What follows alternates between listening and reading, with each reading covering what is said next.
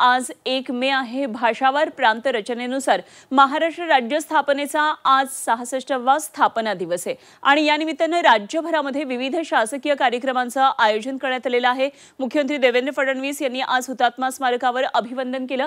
त्याचप्रमाणे police parade ground इथे सुद्धा आज ध्वजवंदन झालेले आहे। हुतात्मा स्मारक मुंबई जिथे हुतात्म्यांसाठी या ठिकाणी श्रद्धांजली वाहण्यात येते। तर पुण्यामध्ये आपण पाहतोय अजित पवार तिकडे होते कार्यक्रमासाठी, तर शिवाजी पार्कवर सुद्धा आज मुंबईमध्ये कार्यक्रम होतोय। वर्षा निवासस्थानी आज मुख्यमंत्र्यांनी ध्वजवंदन केलं। उपमुख्यमंत्री अजित पवार यांच्या हस्ते पुण्यामध्ये ध्वजवंदन झालं आणि उपमुख्यमंत्री एकनाथ शिंदेंनी ठाण्यातल्या पोलीस परेड ग्राउंडवर ध्वजवंदन केलं।